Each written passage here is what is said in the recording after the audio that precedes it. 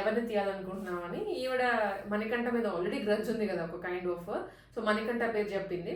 మణికంఠ పేరు చెప్పగానే తను ఎందుకంటే ఫిజికల్లీ వీక్, కొంచెము గేమ్స్ అన్ని కూడా ఆడాలనుకుంటే కంపారిటివ్ తక్కువ కదా అన్న దాంతో ఆవిడ చెప్పింది. చెప్పినప్పుడు పాపం తను డిఫెండ్ చేసుకున్నాడు మణికంఠ. నోను నన్ను ఫిజికల్గా వీక్ అంటే నేను ఒప్పుకోను, నేను ఆల్రెడీ ఆడాను గేమ్స్ అన్ని, లిమిట్ అనేది ఉంటుంది కదండి. ఫిజికల్గా అంటే అందరూ పృథ్వీలాగా ఆడాలని ఉండదు కదా, ఎవరికి తగ్గట్లే వాళ్ళు ఆడతారు. తను డిఫెండ్ చేసుకున్నాడు అక్కడ. డిఫెండ్ చేసుకున్నప్పుడు బాగుంది, డిఫెండ్ చేసుకున్నాడు, అంతా బాగుంది.